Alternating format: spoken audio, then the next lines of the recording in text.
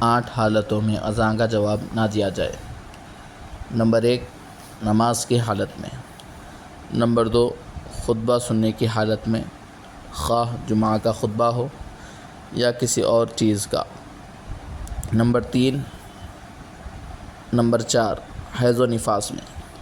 لیکن حیض و نفاس کے تعلق سے صحیح مسئلہ یہی ہے کہ حائضہ عورت اذان کا جواب دے سکتی ہے۔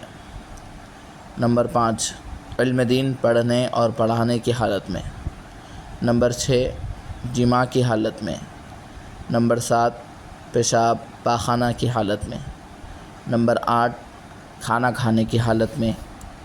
ہاں، بعد ان چیزوں سے فراغت کے اگر اذان ہوئے زیادہ زمانہ نہ گزرا ہو تو جواب دینا چاہیے، ورنہ نہیں۔